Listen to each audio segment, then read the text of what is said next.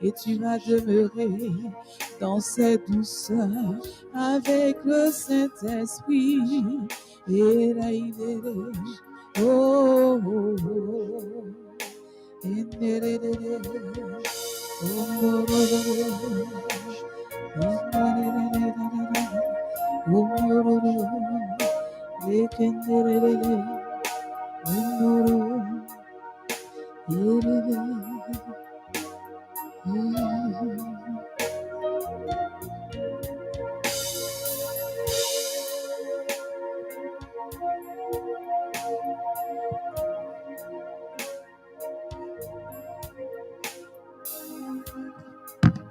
Est-ce que nous pouvons donner des acclamations à notre Dieu? Gloire à Dieu. On peut s'asseoir. J'espère que la nuit a été bonne pour tous et pour chacun. Nous sommes à la fin d'un week-end de grâce. Alléluia. Amen. Et ce matin, nous sommes très pris par le temps. Donc, je ne serai pas long. J'ai pensé aborder avec vous deux petits sujets en un. Et je regarde la montre. J'ai 19 minutes. Parfait. Paix et joie. Amen. Nous avons parlé pendant ces 2 jours de la volonté de Dieu. La volonté de Dieu, c'est que l'homme partage l'intimité de Dieu. Saint Augustin dit que Dieu a fait l'homme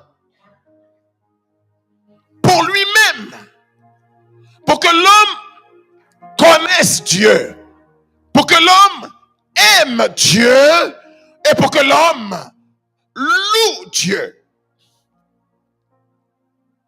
Dieu a voulu que l'homme devienne le vis-à-vis de Dieu. Que l'homme soit le miroir de Dieu. Qu'il soit l'expression de la beauté sublime de Dieu. Puisqu'il nous a fait à son image. C'est ce que cela veut dire. Donc nous sommes le miroir dans lequel la splendeur de la gloire de Dieu se révèle. D'ailleurs, Saint Irénée, un autre des pères de l'Église, a dit: la gloire de Dieu, c'est l'homme vivant. Et la vie de l'homme, c'est la contemplation de Dieu. Wow! Extraordinaire. Nous sommes une vraie merveille. Dieu nous a fait pour que l'homme, par vocation, partage l'intimité de Dieu. Qu'il entre en communion avec Dieu. Dieu a voulu que la volonté de l'homme et la volonté de Dieu coïncident. Et dans l'accomplissement parfait de notre humanité, dans l'homme parfait, puisque le Christ est à l'image et à la stature de l'homme parfait, il y a coïncidence des volontés. En Jean chapitre 5, Jésus dit: mon Père est à l'œuvre et moi aussi je suis à l'œuvre. Et le Fils par lui-même ne peut rien faire. Ce que fait le Père, le Fils le fait pareillement. Hier, on a médité longuement sur cette parole sublime de Jésus. Ma nourriture, c'est de faire la volonté de celui qui m'a envoyé. Et nous avons compris que cette volonté de Dieu, quand elle est accueillie par l'homme, elle est à l'avantage de l'homme. Hier, nous avons développé amplement, à partir de Colossiens 1, le verset 9, toute la richesse de la volonté de Dieu. Ce matin, il nous faut quand même quelques clés pour aller chercher et trouver la volonté de Dieu. N'est-ce pas? Nous verrons donc quelques clés pour aller chercher et trouver la volonté de Dieu. Et dans le même temps, voir ce qui pourrait faire obstacle à la volonté de Dieu. Sinon, notre parcours n'est pas achevé. Si ce programme vous agrée, nous levons les mains. Est-ce que le Père peut avancer? Alors, première chose, nous partirons d'une mise en garde de l'apôtre Paul, mon grand frère. Dis grand frère Paul. Grand frère Paul. Parle-nous ce matin. Parle-nous ce matin. 1 Thessaloniciens, au chapitre 5, nous allons prendre à partir du verset 14, mais ce qui nous intéresse, c'est le verset 19. Mais j'aimerais quand même qu'on soit abreuvé de la parole. 1 Thessaloniciens 5, à partir du verset 14. Écoutez bien, je voudrais vous parler, vous donner quelques clés de discernement. Parce que trouver la volonté de Dieu, c'est un exercice de discernement. Donc je voudrais vous donner des outils de discernement pour aller chercher et trouver la volonté de Dieu. C'est bon pour tout le monde? On y va rapidement, parce que j'ai 14 minutes, 29 secondes. Nous vous y invitons, frères et sœurs. Avertissez ceux qui vivent dans le désordre. Avertissez ceux qui vivent dans le désordre. Réconfortez ceux qui sont abattus. Encouragez ceux qui sont abattus. Soutenez les faibles. Soutenez les faibles. Faites preuve de patience envers tous. Faites preuve de patience envers tous. Veuillez à ce que personne ne rende à autrui le mal pour le mal. Surtout que personne ne rende à autrui le mal pour le mal. Ce sont les conseils d'un sage pour bâtir une communauté. Ensuite, mais recherchez toujours le bien. En toute chose, cherchez le bien. Soit entre vous, soit envers tous les hommes. Et envers tous les hommes. Soyez toujours joyeux. Nous arrivons maintenant dans ce qui m'intéresse. Paul dit, 1 Thessaloniciens 5, 17, soyez toujours joyeux. Priez sans cesse. Priez sans cesse. Exprimez votre reconnaissance. Soyez reconnaissants à Dieu, en toutes circonstances. Car c'est la volonté de Dieu pour vous. Qu'est-ce que c'est que la volonté de Dieu pour nous? Que nous prions en tout temps et que nous soyons toujours joyeux. Est-ce que je peux voir vos dents ce matin? La joie, nous devons la garder. Paul exprime ici une des volontés parfaites de Dieu. Une des volontés parfaites de Dieu, c'est que nous prions sans cesse et que nous soyons toujours joyeux. Paul ne dit pas qu'il n'y aura pas d'épreuve. Paul ne dit pas qu'il n'y aura pas d'échec apparent. Paul ne dit pas qu'il n'y aura pas de contradiction. Paul ne dit pas cela. Mais Paul dit, quelles que soient les saisons, vous devez, comme ce matin, même s'il tombe la neige, vous devez garder la joie. Quand j'étais en Italie en mission, j'étais surpris parfois par des expressions de mes paroissiens. Ils disaient des matins en se levant qu'ils ont le cafard,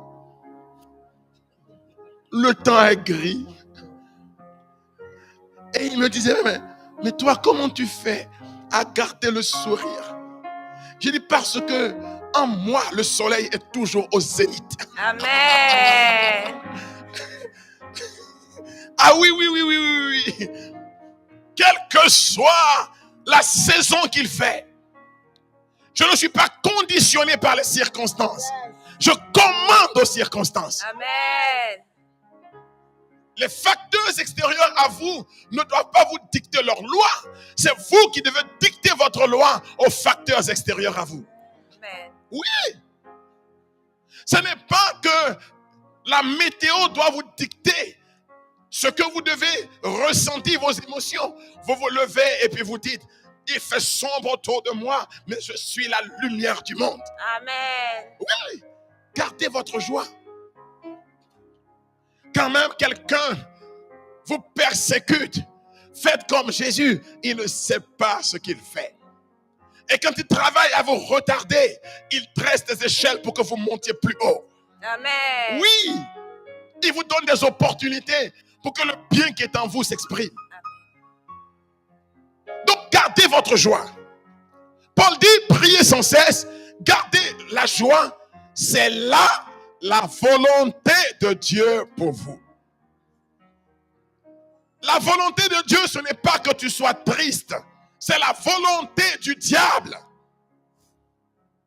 La volonté de Dieu, ce n'est pas que tu deviennes dépressive. C'est la volonté du diable. Quand vous êtes triste, le diable se réjouit. Quand vous êtes en joie, le diable est attristé. À vous de choisir. Gardez votre joie.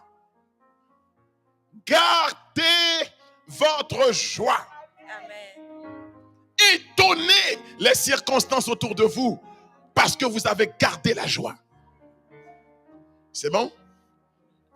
Verset 18. Et nous allons arriver à la recommandation du verset 19, qui est l'objet de ma prédication de maintenant. Verset 18. 18, c'était exprimer votre reconnaissance En toutes circonstances, exprimez votre reconnaissance. Verset 19, qui est le point focal de mon enseignement. N'éteignez pas l'esprit. N'éteignez pas l'esprit. Ne méprisez pas les prophéties. Ne méprisez pas les prophéties. Mais. Est-ce que vous pouvez dire mais? Mais. Soulignez cela. N'éteignez pas l'esprit. Oui. Ne méprisez pas les prophéties. Oui. Mais. Examinez tout. En toutes choses, discernez. Car tout ce qui brille. Les bas. C'est bon pour tout le monde? Dis à ton frère, tu as besoin de discernement. Tu as besoin de discernement. La volonté de Dieu n'est pas donnée. Il faut la trouver. Or, pour trouver, il faut faire un tri. Discerner, c'est faire un tri. Entre l'ivraie et le vrai. Entre l'ivraie et le vrai. En Côte d'Ivoire, on dit entre le gnagna et le petit pois.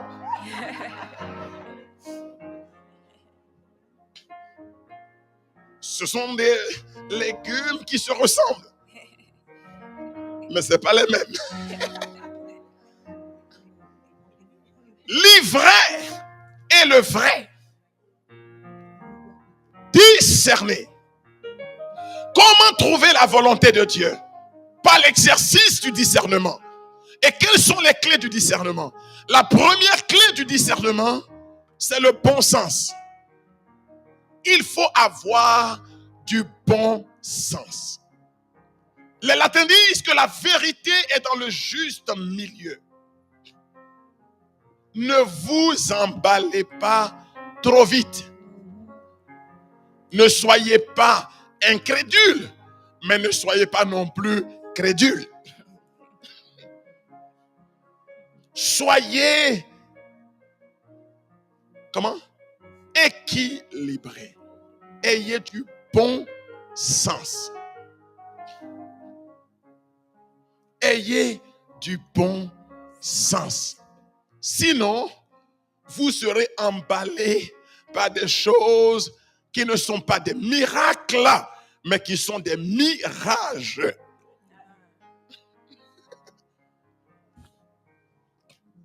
C'est pourquoi j'aime l'école du discernement de Gamaliel. Gamaliel dit que l'un des indicateurs sûrs pour trouver la vérité, c'est le temps. Donner du temps au temps. Dis à ton frère, patience. Dis-lui du calme. Ayons de la lucidité. Le bon sens. Le bon sens. Je peux vous donner beaucoup d'exemples, mais là, j'ai que 5 minutes. Non. Deuxième élément de discernement. La parole de Dieu.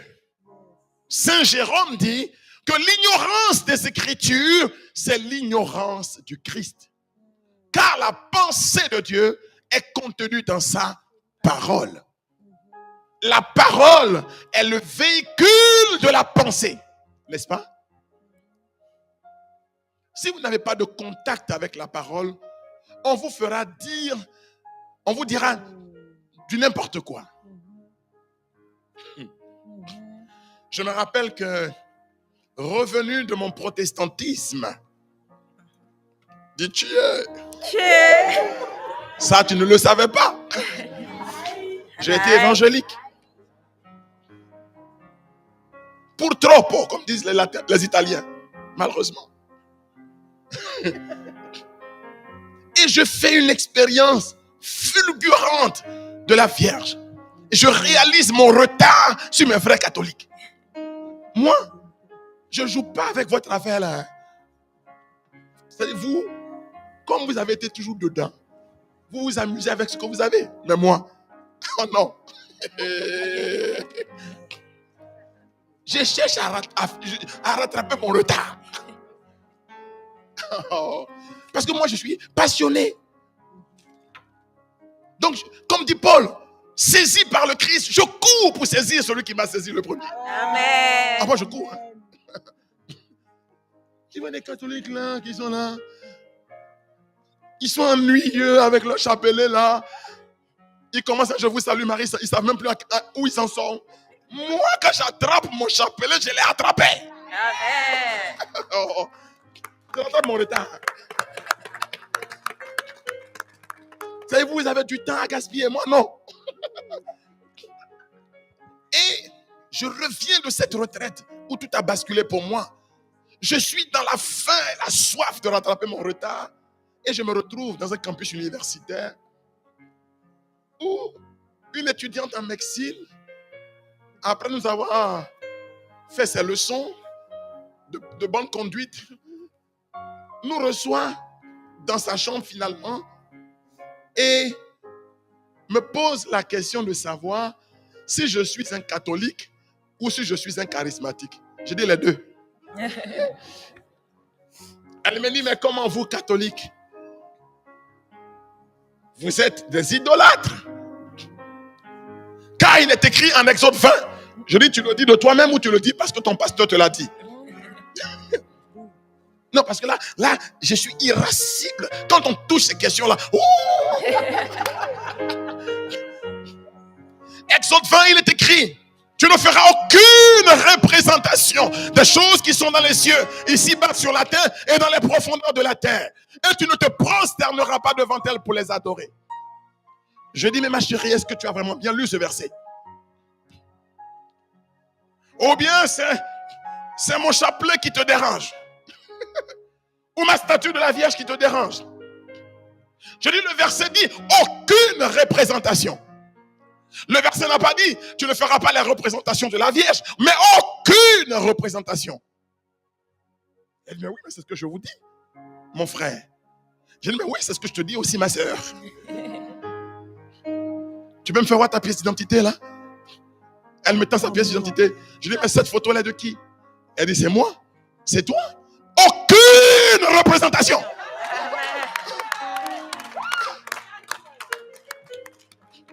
Je vois qu'elle entre en panique. Je dis, oh Seigneur, ça, on appelle ça un enfant inconscient. Quand j'ai vu sa panique, alors je ne me suis pas fait prier. Je dis, mais qu'est-il écrit dans Exode 25, le même livre? Tournez votre Bible de 2 pages. Dieu dit à Moïse, fais-moi la représentation de 2 anges taillés en métal d'airain dans la couverture du tabernacle. Et au milieu de ces statues, je manifesterai ma gloire pour Israël.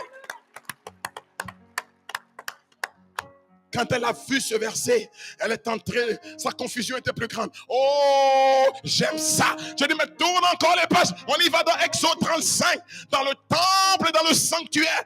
2 chérubins en bois d'acacia, recouverts de métal. Sa panique était à son paroxysme. Je lui dis, non, ne panique pas ma fille. Calme-toi. Sois tranquille. Respire un peu. Bon, as-tu lu ce qui est écrit en Jean 3, le verset 14? Et quand elle loue, elle essaie de je dis non, pas besoin de tourner la Bible. Je vais te donner cette parole-là.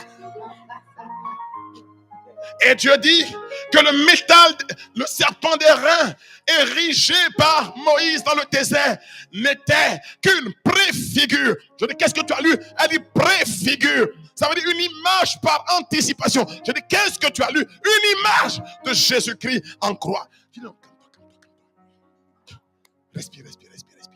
Tu as respiré un peu? Je dis, bon, qu'est-ce que Paul dit? Paul dit que Jésus-Christ est l'image visible du Dieu invisible. Image. Elle s'assied par terre. Elle panique. Elle me dit, mais vous priez aussi les morts. Je dis, non. Ma chérie Coco. Il faut quitter les églises où l'on meurt. Parce que pour nous, la vie éternelle, elle a déjà commencé. Amen. Tu meurs encore? Non. Nous sommes passés de la mort à la vie. Paul a dit, baptisé en Jésus-Christ, vous avez revêtu le Christ et vous êtes passés de la mort à la vie. Paul dit, je suis avec vous, mais je suis assis dans les lieux élevés à la droite de sa majesté divine. Je lui ai dit, mais as-tu lu ce qui est écrit en Matthieu 27? Oh, quand le Seigneur de gloire a remis l'esprit, la Bible dit que les tombeaux des saints se sont ouverts. Il n'y a plus de mort pour les saints. Il n'y a plus de mort pour ceux qui ont donné leur vie à Jésus, car les tombeaux sont déjà ouverts. Amen. Elle n'avait jamais vu ces versets dans la Bible. Je lui ai dit, tu vois, tu as répété comme un perroquet ce que t'a dit ton pasteur.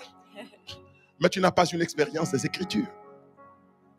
Car il est écrit, en Matthieu 22, le verset 29, Dieu dit, je suis le Dieu d'Abraham, le Dieu d'Isaac et le Dieu de Jacob. Dieu n'est pas le Dieu des morts, mais le Dieu des vivants. Alors je lui dis, Jacob est-il mort ou est-ce qu'il est vivant? Abraham est-il mort ou est-ce qu'il est vivant? Elle ne savait pas quoi me répondre. S'il dit mort, mais Dieu dit qu'il n'est pas le Dieu des morts. Si elle me dit vivant, je lui dis, mais où est-ce qu'il est, Abraham?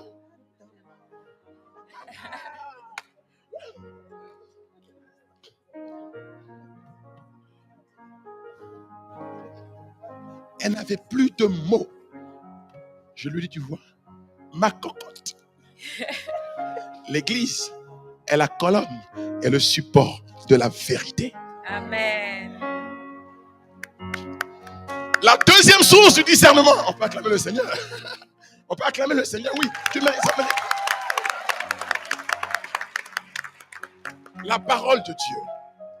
Il faut que la parole de Dieu revienne au centre de notre expérience en Dieu. Amen. Aime la parole de Dieu. La fréquentation assidue de la parole finit par me donner la pensée de Dieu. Dieu ne fait rien qui soit non conforme à sa parole. C'est bon? Troisième clé du discernement, c'est le magistère. Ce qu'on appelle la juste interprétation de la parole de Dieu. Si vous avez des doutes sur la compréhension d'une parole de l'Écriture, à ce moment-là, il faut demander l'arbitrage de la doctrine officielle de l'Église. Je ne parle pas de discours accessoires d'hommes d'Église. Les hommes d'Église se trompent, mais le magistère officiel ne se trompe pas parce qu'il est assisté par l'Esprit. Vous avez compris ça? Le pape François se trompe. Mais quand il tient un discours officiel dans le magistère officiel de l'Église, il ne se trompe pas. Je ne dis pas des documents qu'on lui donne pour signer. Amen. Vous avez compris ça? Oui. Quand le collège apostolique se rassemble, Il peut dire comme Pierre a dit, l'Esprit Saint et nous avons décidé. Amen. Ah oui, oui, oui. Ah, là, c'est sérieux.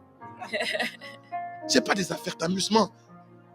De quelqu'un qui est tombé comme ça, là, de nulle part, avec un costume, un accoutrement, et puis dit, je suis homme de Dieu. S'il vous plaît. Moi, je ne mettrai jamais mon pied dans une église plus jeune que moi. Amen.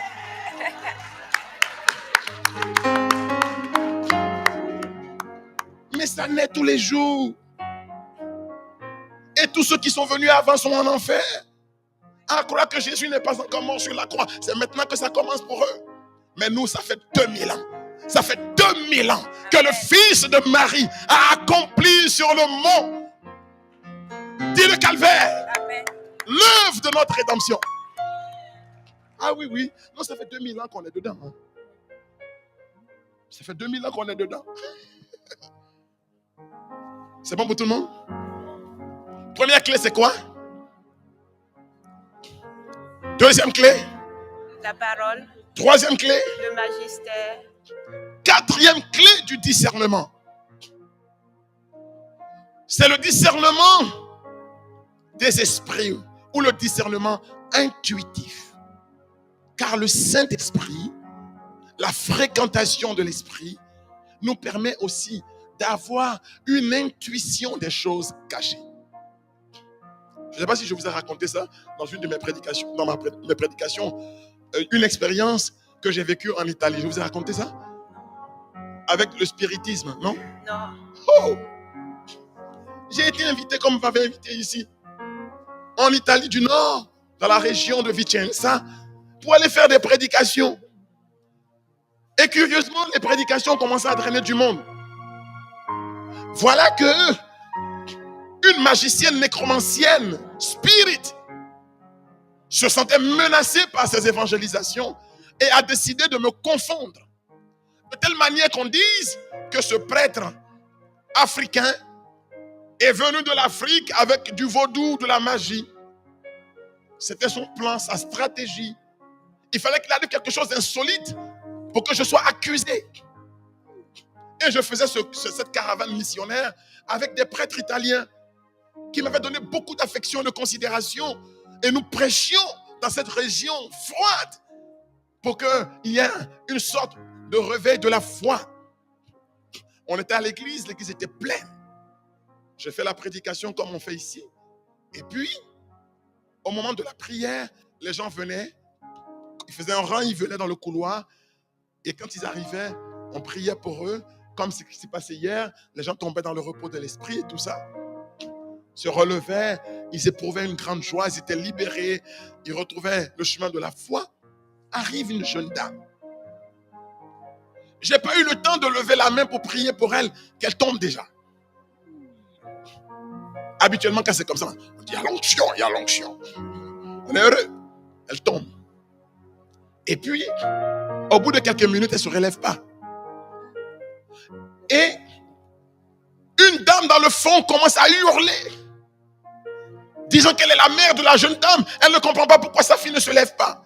Mais tu vois des gens qui tombent, qui se relèvent. Mais pourquoi cette attitude? Et un malaise a gagné l'église. Effectivement, la dame ne se lève pas. Et c'est à ce moment que par un discernement intuitif, le Saint-Esprit met dans mon cœur que je dois prononcer un exorcisme ici. Que ce qui se passe n'est pas une activité de l'esprit, mais que c'est une activité occulte qui se passe. Nous sommes en pleine Italie. Nous sommes en plein 21e siècle. Je suis confronté à de la sorcellerie en pleine Italie. Quand le Seigneur me met ça sur le cœur, je n'ai pas d'hésitation. Je prononce d'autorité un exorcisme immédiat sur ce corps. Quand je commande à l'esprit qui est là de foutre le camp au nom de l'église et du ministère de l'église, Parce que Jésus a dit, tu es pierre. Et sur cette pierre, je bâtirai mon église. Et ni la mort, ni le séjour des morts ne prévaudront contre mon église. Amen. Les hommes peuvent faire ce qu'ils veulent. Hein. Mais soyez tranquilles. L'église, là, elle ne mourra jamais. Amen. Non, jamais. Non, jamais. Non. C'est-à-dire, on peut spéculer sur tout. Mais ceux qui veulent faire le requiem de l'église, les funérailles de l'église, qu'ils soient tranquilles. C'est pas pour maintenant. Non, c'est pas pour maintenant. Et quand vous avez l'impression que l'église est morte, je me permets de vous dire que le feu est sous la cendre. Amen. Viendra un moment où le Seigneur soufflera et tout repartira à nouveau. Oui, elle ne mourra pas. J'ai commandé par le ministère de l'église, parce que l'église, c'est le corps mystique de Jésus. Quand vous dites au nom de l'église, c'est pareil que dire au nom de Jésus. Amen. Je ne sais pas si vous le savez. Hein? Non. Ah, mais donc, je vous apprends, je suis utile à quelque chose alors. Oui. Quand j'ai dit cela, la dame se relève immédiatement. Conséquence, celle qui hurlait là-bas tombe. Et les gens, les langues se délient. Oh Seigneur, la voyante est tombée. Elle était réputée pour être une femme qui lisait, qui faisait des divinations dans des boules de cristal. Alors elle avait créé ça pour disqualifier l'annonce de l'évangile.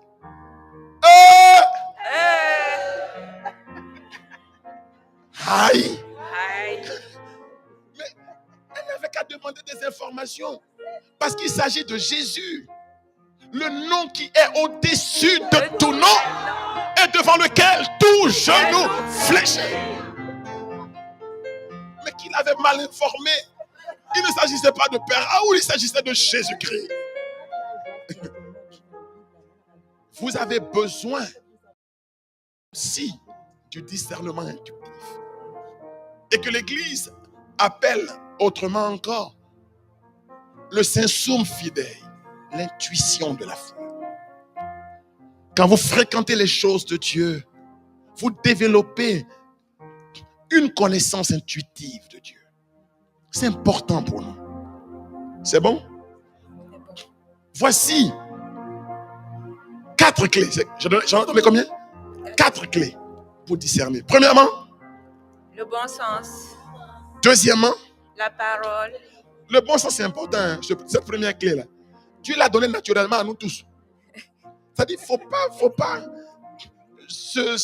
croire que... Soyez lucides, priez les yeux ouverts, regardez bien. Oh. L'intelligence, c'est important. Hein? Moi que vous voyez là, qui me promène et qui prêche partout, je ne crois pas à tout. Si vous voulez savoir, moi, oh non, j'en ai vu des vertes et des pas mal. Les contrefaçons de charisme, j'en ai vu plein. Les contrefaçons de dons, j'en ai vu plein. Je ne me laisse pas émouvoir. Vous savez, pour croire en quelque chose, le bon Dieu, mais je me demande comment il s'y prend avec moi. J'ai un esprit scientifique. Moi que vous voyez là, j'ai fait un bac scientifique. Je suis allé à l'université pour faire la faculté de pharmacie. On ne peut pas me duper comme ça. Vous me voyez faire des prières charismatiques, mais je ne suis pas un imbécile. Oh, non. Oui. C'est pas parce que tu fais trembler ta main que je crois en ça. Je discerne par les fruits. 5e clé de discernement, les fruits de l'esprit. 5e clé du discernement, les fruits de l'esprit. Galates chapitre 5 à partir du verset 22. La manifestation de l'esprit ne m'intéresse pas. Quelles sont les traces que cela laisse, les fruits? Non, mon père, je vois. D'accord, vois. Mais après, qu'est-ce qui reste? Dieu vous l'a dit.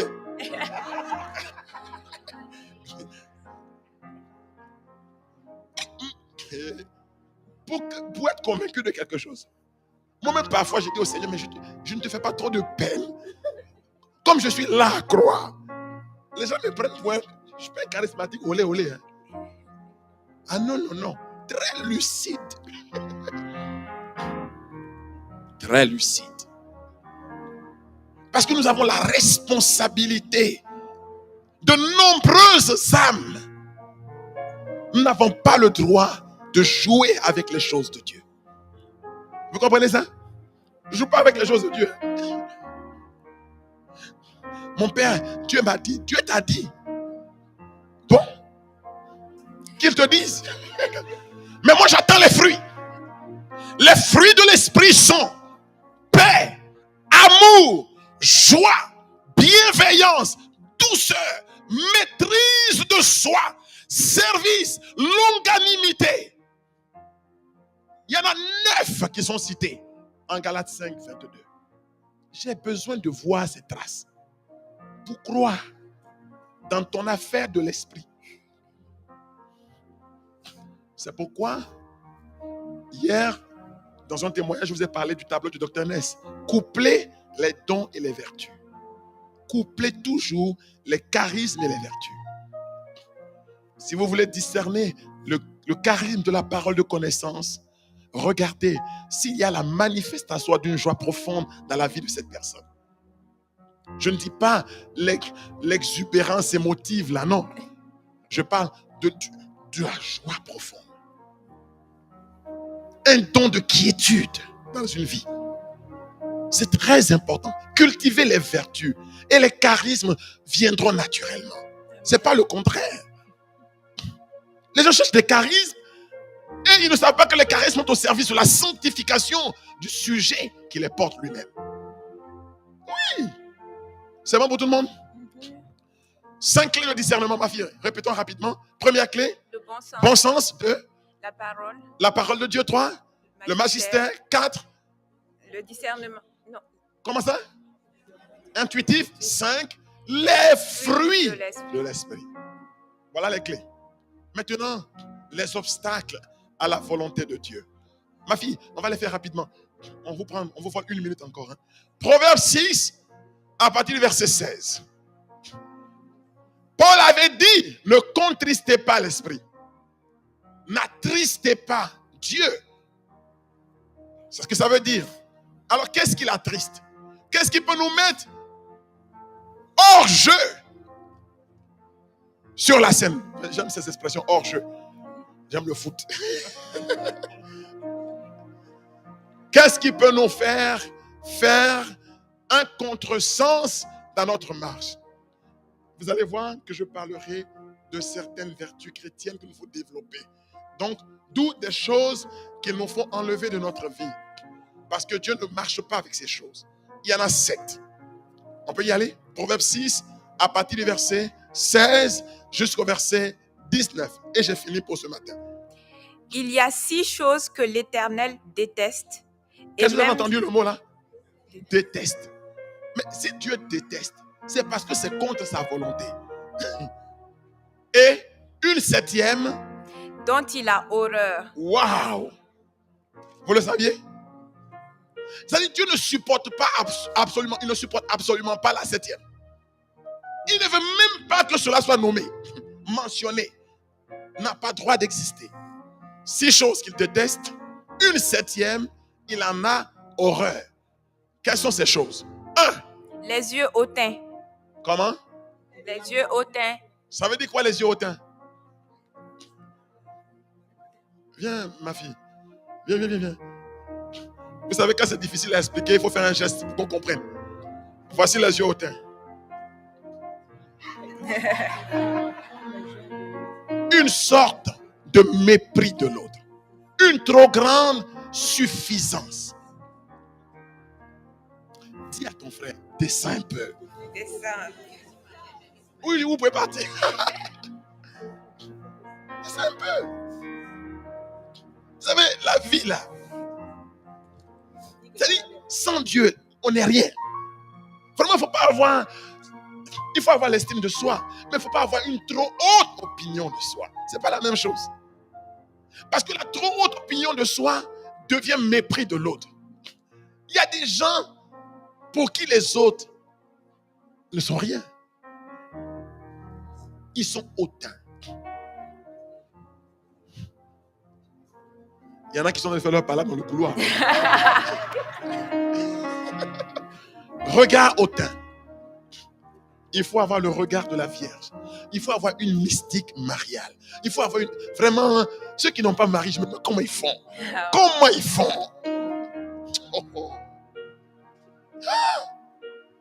Non, il nous faut notre évangélisation mariale. Il faut ça.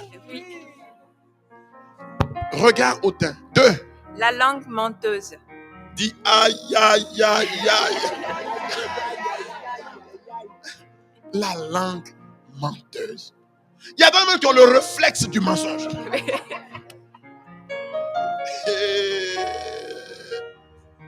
Surtout quand leurs intérêts sont menacés. Je voyageais avec un huissier de justice et il devait se faire payer une facture. Dans cet Abidjan difficile où les gens ne payent pas les factures. Nous étions à Koumassi. Et le client était au plateau. Donc, vous voyez la distance. Le client lui dit, le rendez-vous était convenu pour 1 heure et l'heure était passée déjà d'1 quart d'heure. Et le client lui dit qu'il a un engagement. Mais il n'a même pas considéré qu'il était assis à côté d'un prêtre. Il dit au téléphone au client, mais je te vois, je suis là à côté, je te vois. Nous étions encore à 1 heure de temps dans le trafic de l'endroit. Il le voit déjà.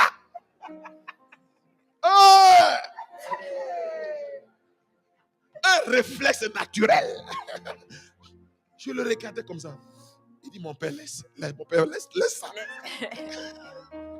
La facture va lui échapper. Un réflexe. Dieu n'aime pas la langue qui ment. Il nous faut faire la vérité. Faisons la vérité. 3. Les mains qui versent le sang innocent. La main qui répand le sang de l'innocent. Le mal gratuit qu'on fait à autrui. Dieu n'aime pas cela. 4. Le cœur qui médite des projets injustes. Méditer le mal. Dieu ne supporte pas cela. 5. Les pieds qui se dépêchent de courir au mal. Cet empressement à rendre le mal pour le mal. Dieu n'aime pas cela. 6. Le faux témoin qui dit des mensonges. Hey, les faux témoins. Ça, c'est les buzz. C'est qui un faux témoin? Un faux témoin, c'est celui qui a vu et il dit qu'il n'a pas vu. C'est un faux témoin. Un faux témoin, c'est celui qui n'a pas vu et il dit qu'il a vu. C'est un faux témoin. Un faux témoin, il a vu ou il n'a pas vu. Il dit, je ne sais pas. Il vous laisse dans le vague. Il s'en lave les mains. C'est un faux témoin. Et je termine 7. Et ça, c'est la chose la plus dangereuse. Si nous voulons marcher dans la volonté de Dieu, il faut faire attention à cela. 7. Ce que Dieu ne supporte absolument pas. Celui qui provoque des conflits entre frères. Celui qui sème des querelles entre des frères. Celui qui divise la bonne entente. Celui qui met les uns contre les autres. Si nous évitons cela, nous serons bien disposés à marcher dans la volonté de Dieu et nous pourrons dire avec le psalmiste, Psaume 40, verset 9, et c'est la conclusion de ce parcours que nous avons fait. Me voici, Seigneur, je viens pour faire ta volonté. Que Dieu vous bénisse.